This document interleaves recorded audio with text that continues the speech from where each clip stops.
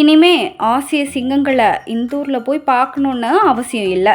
சென்னை வண்டலூர்ல இருக்கிற அறிஞர் அண்ணா உயிரியல் பூங்காவுக்கு விலங்கு பரிமாற்ற திட்டத்தின் கீழே இந்தூர் உயிரியல் பூங்கால இருந்து ஒரு ஜோடி ஆசிய சிங்கங்கள் கொண்டு வரப்பட்டிருக்கு.